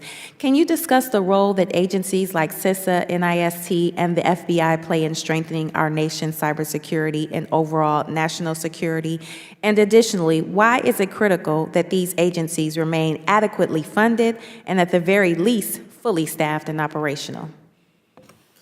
Thank you. All of the agencies you mentioned perform a critical role in our national defense, kind of as interlocking links in a chain that also goes out all the way into industry. Critical infrastructure is often owned and operated by industry, but it's inside the government that we often have the classified understandings and the tools that are able to assist in some of the defense and deterrence activity. I spent a career at NSA, and one of the things I was passionate about was bringing top talent into the government to work on these missions. And I will tell you right now, we're at a severe disadvantage with people believing that they can have a safe and secure career inside the government watching what's going on. And so that's my concern is, yes, there is an immediate issue with cuts, but the long-term concern is, will the top talent come to work in places like we have served? Because it may come at a cost. Thank you. Department of Energy is the one I have primarily worked with for the past 20 years. The work they do as a sector risk management as well, CSER is the sector risk management for energy at the moment as well, for electricity. They have primary points of contact with these utilities, with these entities that need to actually form the defense against some of the CCP entities as well. So if we don't have those points of contact, we will be at a fundamental disadvantage at this point. They've built those relationships over a number of years. They are trusted to talk to these entities and help them on how to distinguish between, for example, the classified information, how to get that information to them, and then how to implement the defenses that we actually need. And we need to continue that. But losing those points of contact is a huge problem for us to actually be able to implement those defenses. Thank you. My time has expired. Thank you. Representative Bilirakis. Thank you. I appreciate it very much, Mr. Chairman, and I am honored to serve on this committee. So anyway, Mr. Joyce, on May 7, 2021, a ransomware attack on Colonial Pipeline captured headlines around the world with pictures of snaking lines of cars at gas stations across the eastern seaboard and panicked Americans filling bags with fuel. You brought this up earlier, fearful of not being able to get to work or get their kids to school. In Florida specifically, I'm from the state, our port and airport operations were severely impacted, both of which are critical to the economic health of my state. Since China has so heavily prepositioned itself in our critical infrastructure, I shudder at the thought of such attacks across the country, let alone the current level of China's recent wave of cyber attacks. Can you, sir, help me understand how China uses home routers like TP-Link, again, you brought this up, to access our critical infrastructure and government agencies? Yes, Congressman. So the cyber operators inside China need to make a secure connection from China through to their victims. But along the way, they want to shed their identity. They want to hide their origin as being from China. And so along the way, there are tricks you can do to operate through others that you hack to break the links along the investigative chain to understand where you originate from. And one of the tricks they do is they find vulnerabilities in these routers, the Wi-Fi devices that are in our houses that are always connected, always on, and have high internet bandwidth. And if they can hack those, they can bend their communications through your home, my home, and then onto their victim. And that's the purpose, and that's what they're seeking to do. And because of the protocols of the internet and its origins in academia and trust, we don't have the security built into the foundational layers of the internet that prevent you from lying about your point of origin and where your bits are coming from. So it looks like the last hop that you arrived from, and that last hop is a trusted endpoint inside the US. And so those Wi-Fi routers are the things that allow them to hide their operations at bulk and at scale. Thank you very much. Appreciate again for you, Mr. Joyce. That leads me to the Federal Acquisition Security Council established in 2018, which was established to identify supply chain risk management standards and guidelines. They have the authority to recommend exclusion or removal of covered articles, but to my knowledge, they have not exercised that authority to this date. I know that both Chair Molinar and Ranking Member, my good friend, Mr. Krishnamurthy, I'm working on that name, sir, but you're such a good guy. And I like the fact that y'all work in a bipartisan fashion. We've got to keep that going in this committee, please. So again, the ranking member and the chairman worked last year on a bill to strengthen the FASC.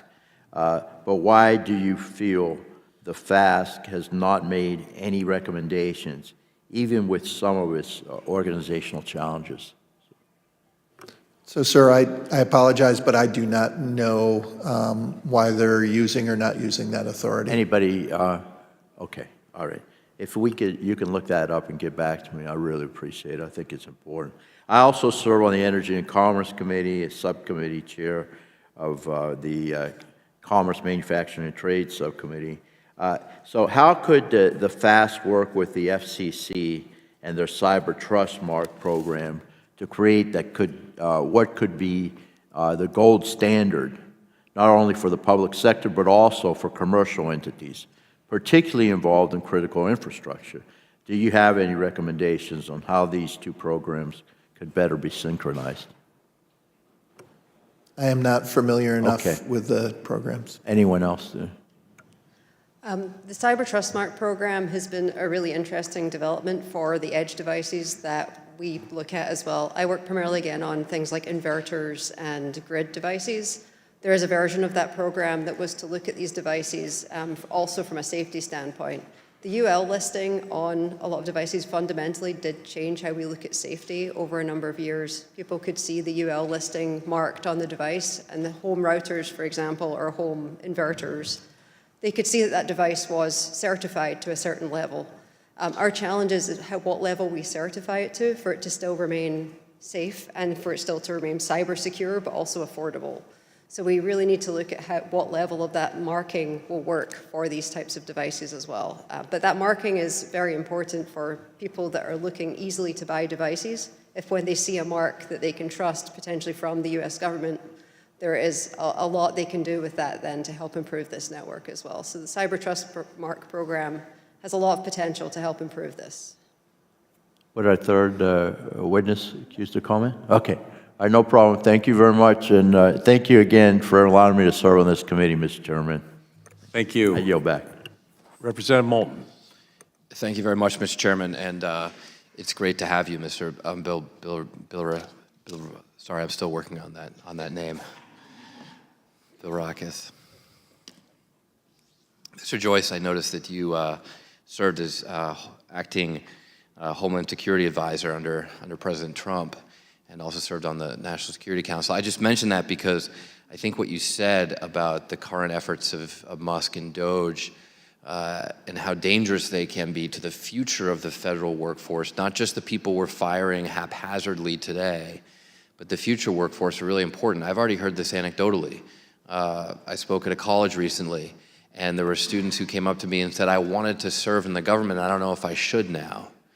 I had two friends of mine close enough to me to reach out for personal advice about whether or not to take the buyout offer. Both of them were parrying counter offers on Wall Street. These were the most talented people. The people who are taking the buyout offers are the people who have other options.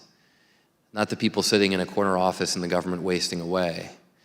So I have very serious concerns about the talent drain and happening right now, and the fact that we can't attract future talent if this is the way that we treat federal workers. And I just want to say I really appreciate your bringing those concerns up. You've also worked for a long time on both the government side of things, but also now in the private sector. And I was curious if you think that DOD and CISA need to offer the private sector more in order to strengthen their cyber defenses and ability to respond. How do we incentivize the private sector to do more when it's the private sector that controls so much of our infrastructure? Thank you, Congressman. I do believe that, the government relationship with industry is important. And I look back at the last 3 or 4 years and how far the connectivity has come, right? The conversations that happen, the advice, the free flow of information in both directions, that's got to continue to develop. I do think that there are some important roles for government, though. Industry is often motivated by security, but in the end, just as we're talking about how TP-Link devices proliferate because they're the cheapest, there are economic decisions in industry made on cybersecurity, and I think we have to look to the automotive industry, and the reason we have airbags and anti-lock brakes and seatbelts is not because eventually somebody saw the wisdom in doing that. In the end, we had to decide they were required for safety. And there's probably some additional things that we have to do that are required for safety. And part of that is, things like elimination of TP-Link, but other things are setting some standards for how devices are secured, how software is updated, and how we build the trust around things like multi-factor identities. So you use the words requirements and standards. Mr. Chairman, I really hate to bring this up, but it sounds to me like he's talking about, dare I say, regulations, government regulations. Now, I'm a Democrat who's not afraid to say there are a lot of places where government regulations go too far, but to simply strip them willy-nilly when we're seeing a clear issue here with companies not doing enough for their cybersecurity in ways that absolutely impact our national security, that's a real problem. Specific to telecoms, because we've talked a lot about the telecom hacking here, Salt Typhoon.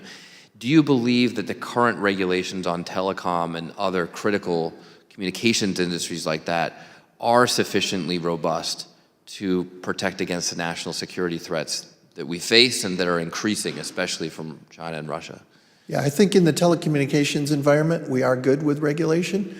What I would encourage is that we look at the legacy devices inside that environment. The need to keep backward compatibility for old, outdated protocols introduces some vulnerabilities. And the other piece is, we just have to make sure that the devices we put in our infrastructure are secure and trusted. And how are we going to get the telecom companies to do that, to ensure that they're not putting in the cheapest alternative, but actually the most robust systems that they can buy? Yeah, I think we've made the first steps in that, right? They can't use Huawei in the core anymore. And we're talking here about things like the edge devices where ISPs often, I don't get to choose the router that comes from my cable company. Right. And so making sure that, it's not the lowest cost Huawei device, that's an important thing. That it's not a lowest cost TP-Link device, that's an important thing. So it's actions like that. Thank you, Mr. Chairman. Thank you. Representative Moran. Thank you, Mr. Chairman, and thank you to each of our witnesses today. This hearing should be deeply concerning and disturbing to every American, in my opinion. As I'm listening to the testimony, though, I can't help but think back to the 2007 Bruce Willis thriller, Live Free or Die Hard. And I think even back in 2007, if you've seen that movie, a lot of what you're talking about here was actually came out in that theatrical performance which is incredible to me that we're 20 years down the road and we're still not prepared really for the cyber attacks on our domestic infrastructure and what was termed in that movie to be a fire sale. And so that's really concerning and should be concerning to our national security interests here in the United States. Mr. Joyce, I want to start with you. Just last week, CrowdStrike released a report that there was a 150% surge in espionage attacks, with critical industries seeing up to 300% spike in targeted attacks. In particular, they highlighted that China's cybersecurity espionage has been accomplished by developments in their generative AI. You stated earlier that, I think this was your quote, we don't use all the tools that are available to us. And so my first question to you is, what tools are we not using that we need to be using to push back? Thank you, Congressman. I've raised a few of them, right? I do believe that we can streamline the authorities and the capabilities that allow us decisive action in cyberspace. Remove the policies that make it hard to coordinate the pushback, the takedown of botnets. I watch the work that Cyber Command and FBI do to take down botnets that are used by both nation states and criminal activities. And, they to great extent are able to disrupt these botnets, but I watch the amount of bureaucracy it takes to get all the authorities and to align the approvals to do and undertake those authorities, and we're just not as agile as the cyber attackers. So that's one thing. The second is thinking about how do we mount pressure on the PRC in ways that it hurts, or other countries like Russia, Iran, North Korea, that it hurts, right? Using the elements of sanctions and diplomacy. And I was serious. I will be convinced that we're using more of our tools when I see diplomatic expulsions over cyber events. Because we don't do that at all today. Yeah, and you were talking about sanctions and diplomacy, and both sides of the aisle today, both Democrats and Republicans, have talked about going on the offensive. And I'm going to tell you, I'll echo and join the call of Ranking Member Krishnamurthy to hack the hackers and target those individuals who are targeting the United States and our citizens. I think that's imperative, that they feel the pain. And that they know that there are going to be direct and swift and severe consequences to cyber attacks against the United States and its citizens. Ms. Galante, I want to ask you, we know the PRC is not operating alone. As has been discussed today several times, they're using private entities in their own country to conduct these espionage and cyber attack efforts. Do you agree with the fact that we need to go on the offensive more, one, and then can you also elaborate a little bit more about how the Chinese state is using these entities? Yes, we need to continue to stay on the offensive against the companies that enable the PRC, China's state cyber operations. The way that we can go after these companies, we have to have a faster response to be able to identify them and identify the key people who are building the tools that are used to exploit U.S. networks. The level of granularity that we have on how the state services in China, the intelligence service in China, tasks out and buys tools that are used against American networks, specifically and explicitly, is incredibly important to stop. This will take a large effort. This is not a small group of companies. It's an ecosystem around a town called Chengdu, a city called Chengdu. This is a well-known group of people who started in the late 90s under what was then called the Green Army. These are long-time, highly expert professionals in cybersecurity and IT who are being used, whose tools are being used to go after the U.S. We have to deter that activity going towards U.S. networks. And Dr. Stewart, I'm going to come to you with the last question because we're talking about people. And you mentioned earlier what we really need is more people in the United States that are involved in this industry, cybersecurity industry, that can help us. How do we attract the best of the best, not just to be educated and learned in this area, then go to the private sector, but also to be in the public sector, in government, to fight back on an intelligence and cybersecurity level? How do we recruit and retain those individuals to work for us in our national security and intelligence sectors? I will add, I don't think we necessarily just need cyber people. We also need engineers that can help build the controls around these systems better for us for the future as well. I think we need to build from a foundation of better education for people to come into engineering and cybersecurity careers, even beginning from high school at this point, to understand the actual importance of this technology. It's not just going into work for a startup or doing that kind of work as well. They can go work for utilities and help keep the lights on every day. That mission is something I've done my entire career, and it inspires me every day. But we need to be able to keep that building and help in fact, tell people there are jobs and careers and salaries that can help them sustain a life here as well. So we need to encourage people into this industry, even from the beginning of high school at this point. Thank you all. Mr. Chairman, in conclusion, I'll say in this particular instance, I think a great defense means a really good offense. We need to go on the offensive. Thank you. I yield back. Thank you. Representative Stevens. Thank you, Mr. Chair, and thank you for this very important hearing where I feel as though not only the testimonies but the questions that have been asked are moving the ball forward and not only uncovering but helping us to identify more areas of policy consideration. Of course, maybe I'm biased that my chair also hails from the great state of Michigan and is exactly where he's meant to be in terms of leading this important committee. But many of you know that since 2016, the National Institute of Standards and Technology, NIST, is a foundational agency in developing new cybersecurity standards. I even had the privilege of working with NIST in my pre-elected life on these cybersecurity standards. And they have been supporting the creation of post-quantum cryptography, PQC. And in August 2024, NIST unveiled the world's first PQC standards, which were met with widespread acclaim. However, both public and private sector entities haven't really been able to get to the necessary steps to prepare for this post-quantum era. And given the last major encryption standard update that it took 7 to 10 years to implement, I'm kind of growing concerned that the U.S. might be vulnerable in this post-quantum world. So, Mr. Joyce, from your perspective, what are the primary barriers preventing both government and private sector entities from adequately preparing for PQC, post-quantum cryptography, and how can Congress assist in overcoming those challenges?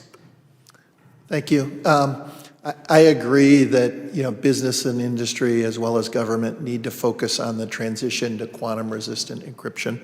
NIST did a good job of accelerating the standards making process and communicating what is adequate standards against a quantum computer, the threat from a quantum computer. The biggest thing people need to do today is they need to start to understand where we use encryption and vulnerable protocols inside the ecosystem. So the biggest companies, the hyperscale cloud providers like Google and Microsoft and Amazon, have already started their journey to experiment with the algorithms and to put them into the ecosystem.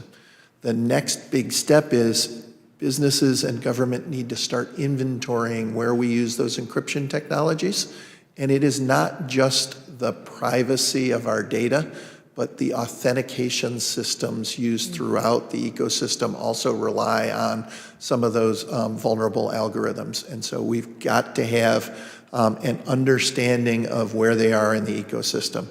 It's then with that understanding that you can start the programs to replace and build in the agility to swap in new algorithms. So you don't want to just take out one old algorithm, put in the new one. You want to build in the infrastructure that lets you continue updating encryption as we learn about new threats. Yeah. And what's the incentive to do that? Would that be coming from us, a directive?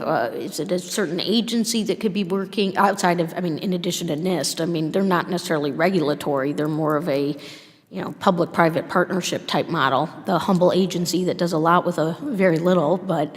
Yes. So on the government side, the direction's already there. There is a presidential executive order requiring quantum-resistant capabilities, I think 2034, and it's also been enacted in the NDAA through Congress. Yeah. So NDAA is a great vehicle. And then Dr. Stewart, Given the substantial differences we face simply preparing private entities with critical infrastructure for cyber threats, from classical computing to the like, what steps should Congress take to assist organizations, some of which may not fully understand what quantum computing is or entails, to defend against emerging threats? It was great to hear about the scaled cloud from Mr. Joyce, but would love some more thoughts from you, Dr. Stewart.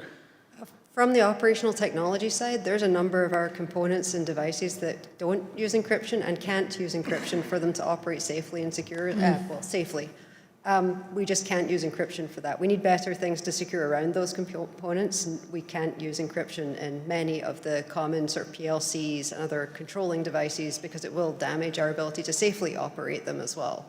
So we need to also consider, when we talk about standards for things like this, where the right places to apply it are, so people can actually prioritize that in their systems.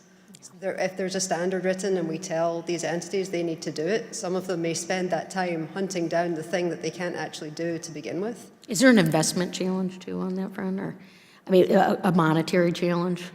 Yes, providing funding also to those entities to help improve their security is important, and continuing to provide that funding from federal programs also. I used to call that the Digital Manufacturing Assistance Program. With that, Mr. Chair, I'll yield back. Thank you.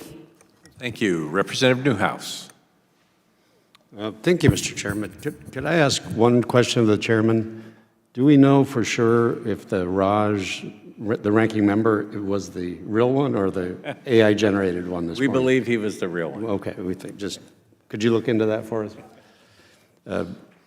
Well, thanks to the witnesses for being here and having this very important conversation that we need to understand as a country much better. We know that U.S. intelligence community assesses that the PRC is the most active and persistent cyber threat to the U.S. PRC cyber threat actors are known to conduct economic espionage and intelligence gathering operations. Throughout the last couple of years, that has shifted targeting to U.S. critical infrastructure entities with disruptive cyber capabilities. And so, due to the interconnectedness of all U.S. critical infrastructure sectors, impacts in these areas certainly could affect many things: our supply chains, our business operations, our civilian life, and certainly could delay the response of U.S. military personnel. In my district in central Washington State, we have the Pacific Northwest National Laboratory, just not to be one-upped by Idaho National Laboratory, but I certainly understand the important role that labs play in this area, and I have a deep appreciation for labs that have truly been called the jewels of the crown jewels of our nation as it relates to research and innovation. But Dr. Stewart, thanks for being here. Your testimony, you talk about electricity as being the fundamental source of stability and economic prosperity, and I certainly agree with that premise. As you know, in the Pacific Northwest, we are blessed to have a proven, reliable resource of electricity, base load electricity and hydropower in our river systems, which provides us 90% of our region's electricity.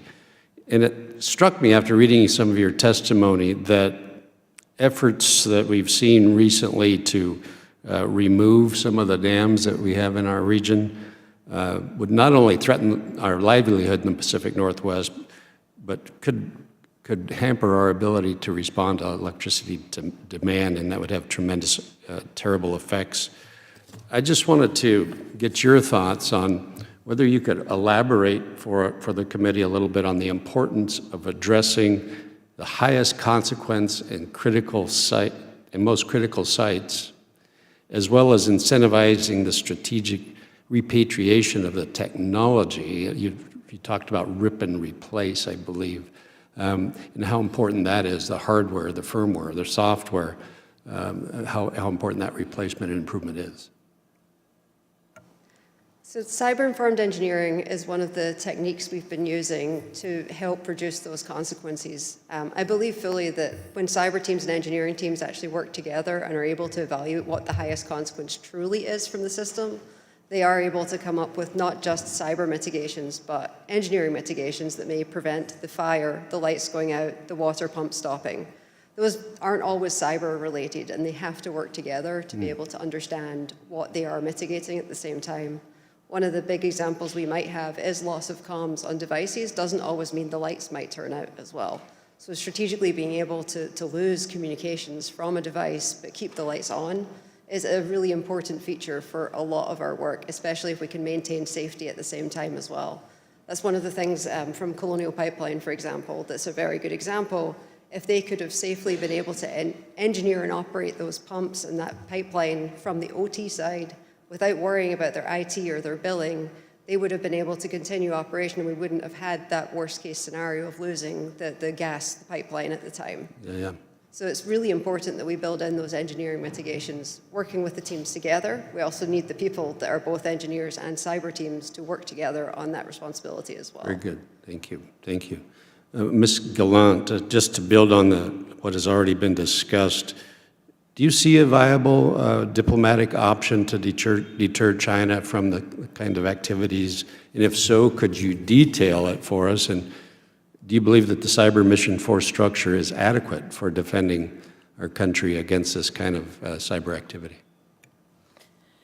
We need to counter China's cyber aggression on a variety of fronts. That includes diplomatic. There's no one silver bullet in how we're able to deter China. That to date, a broad swath of efforts have put some level of friction into the gears of how some of the Chinese operators work. That has been able to shift their motives. It's also shifted some of their targeting. But the point that we're at here in 2025 is we have pre-positioned access by the PLA, by the Chinese military, across critical infrastructure. And we also have a massive cyber espionage operation against the telecoms. Being able to use the full set of discussions, tools, in state tradecraft to message to China and to hold consequences against China that this is unacceptable and it's unacceptable against America is critical.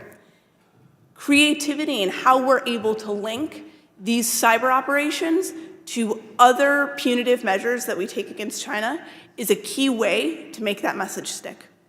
Great. Thank you very much. Again, thanks all of the witnesses. Mr. Chairman, I yield back. Thank you. Representative Torres.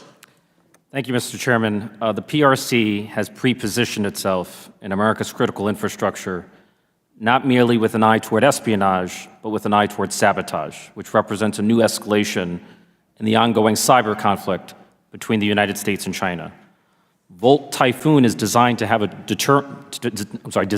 deterrent effect of a gun pointed squarely at the head of the United States with the CCP's finger on the trigger. Mr. Joyce, what are the likely provocations that would trigger Volt Typhoon cyber sabotage of America's critical infrastructure? Is it all about deterring the United States from halting or impeding an invasion of Taiwan? To your knowledge, what is the CCP thinking? Congressman, I don't think it's aimed at deterring. I think it is intended to be an operational tool at a time of escalating tensions to get us to turn inward and not focus on supporting operations in their theater. I used, in my opening statement, I used the word terrorism. I didn't use that lightly, right? If you think about the idea that they want societal panic, they want us worried, angry, afraid because things are happening to our critical infrastructure, that is terrorism, right? They intend to inflict terror, and that's deeply concerning. And I could be wrong here, but the United States is presumably in China's critical infrastructure, and China is presumably in ours. Is the dynamic between the United States and China simply one of mutually assured destruction? Like, is there an analogy between cyber deterrence and nuclear deterrence, or am I thinking about it incorrectly? I don't think cyber force stops cyber force or other actions independently. I think it is one of many tools. So, for instance, we heard about the successes, and we talked about them throughout today, about getting into our critical infrastructure. And none of us here said, oh, they have an advantage, we're going to curl up and go away. right? It increased our resolve. It was escalatory. I do think that, we are a rule of law country, and we operate differently, right? Under international, under the law of armed conflict, we can't inflict pain just across the population of another country. It simply is against international law. So in the U.S., we wouldn't go broadly take out a water supply and electric supply. So I don't think we're on equal footings because we're not seeking to do terror to the Chinese population. We're looking to deter the PRC, though. Former director of the FBI, Christopher Wray, testified that even if all of the FBI's cyber resources were focused exclusively on China, the cyber personnel of China would nonetheless outnumber that of the United States by a ratio of 50 to 1. So we know that China has an overwhelming quantitative advantage over the United States in a cyber conflict. Does China have any qualitative advantages over the United States? They are certainly improving rapidly, right? Or to put it differently, who is the cyber superpower of the world? Is it the United States or China? We still are the cyber superpower, but that gap has closed dramatically in recent years. You know, the central government of China controls 100% of its critical infrastructure, whereas the federal government of the United States only controls a fraction of its critical infrastructure. In the United States, ownership of critical infrastructure is broadly distributed. For example, the United States has 50,000 water systems that are largely run by the smallest localities or utilities with the most minimal resources, who are powerless against a well-resourced nation-state like the PRC. Ms. Galante, is the diffuse ownership and operation of American critical infrastructure an insurmountable advantage in our nation's cyber conflict with China? It certainly requires an approach of more people focused across the U.S. on upping the basic cybersecurity of many of these operational technology systems. Every water municipality, for example, is run differently than the one a few counties over. Looking for how you secure the devices, the architecture, and the build-outs of these systems requires expertise that we're desperately in need of in this country and a cyber workforce that we need to continue to build. I see my time is about to expire. Thank you. Thank you. Representative Nutt. Well, thank you, Mr. Chairman, and thank you for the members of the panel for being here today. Chairman, I think you state correctly here, the United States is currently under attack by the Communist Chinese Party, particularly through its cyber operations currently underway. China's offensive hacking capabilities are larger than that of every other nation combined. Salt Typhoon, Volt Typhoon, Silk Typhoon, Flax Typhoon. It's clear these operations are nefarious and they are coordinated. As evidenced by the work of this committee and the intelligence community members who are here today, thank you. We know that China has infiltrated our critical infrastructure, attacked our key telecommunications.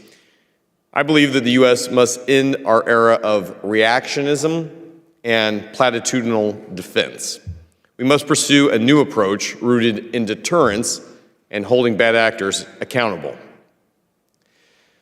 Look, I'm a former counterintelligence officer who's worked in China. You have all done your job. You've seen the adversary front on. I served as the director of cybersecurity at the National Security Council, and this has been an evolving threat, but it is one that we have not even begun to deter in an effective way.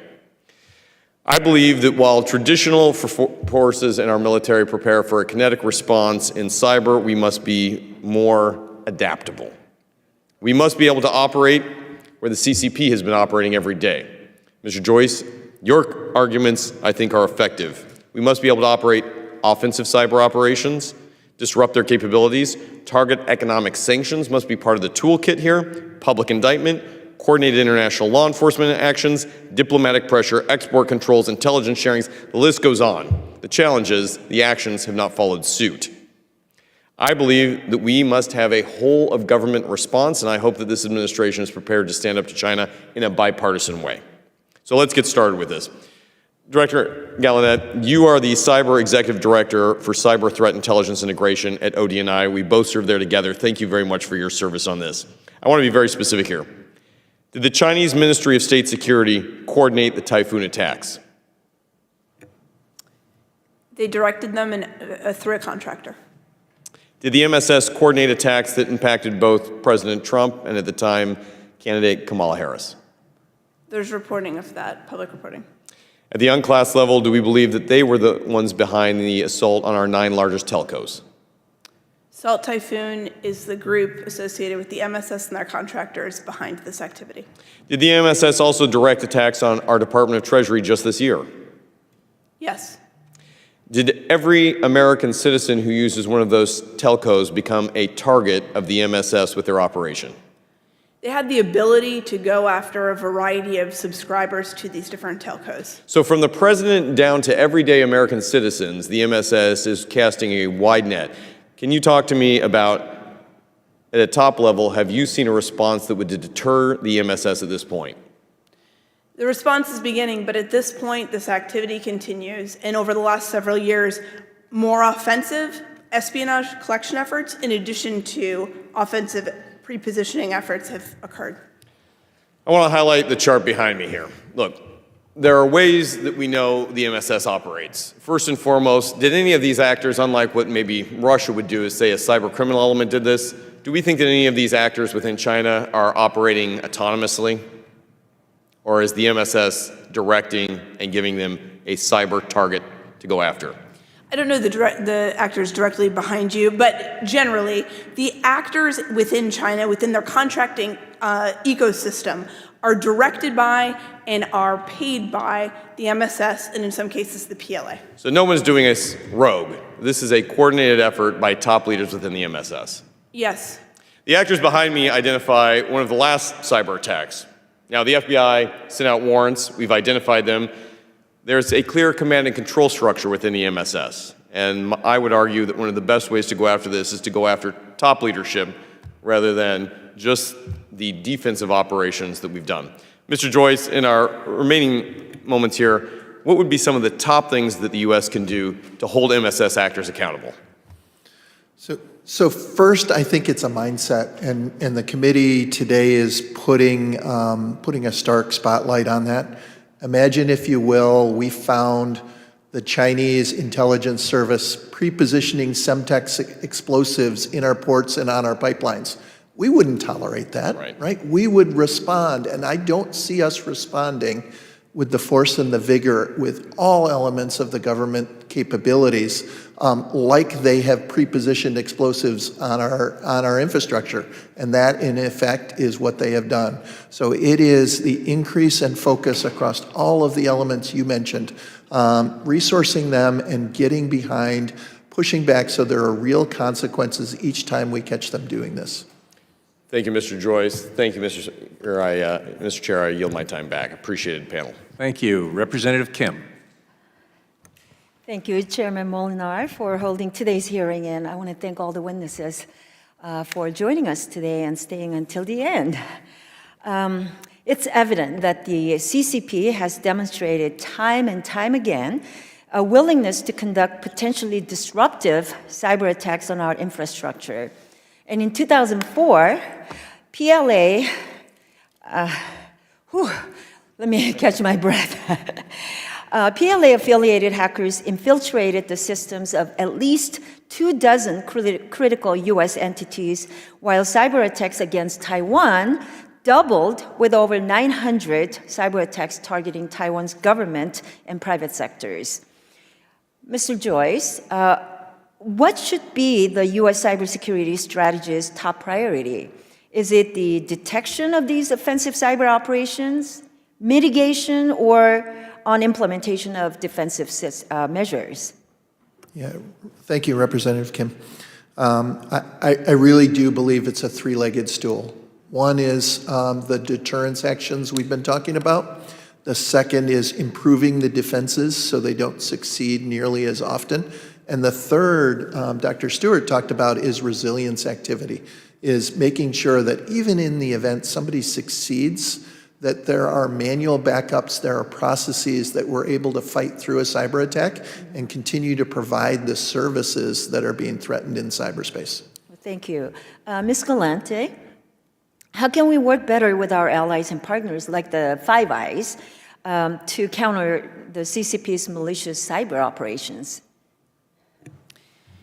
There are a number of allies in East Asia and South Asia who are interested in working with us and have a common interest in detecting Chinese activity on their networks. The Indians, the Philippines, especially, have the tools but need additional capabilities to be able to find this activity. They looked at the US as a partner and a provider for the types of intelligence sharing that will be key for these countries to be able to find that activity and also share it with their private sectors. Let me also follow up with Dr. Stewart. What steps should Congress take to strengthen the critical infrastructure and reduce the supply chain vulnerabilities that is exploited by campaigns like the Seoul Typhoon? A couple of things. I'd mentioned that I believe we do need to have a strategic unity of force. You'd mentioned prioritizing between things, between offensive and defensive actions. I believe we need all of these, honestly, and confirmed between all of us that we are coordinating across all the different entities, agencies, and abilities to deploy.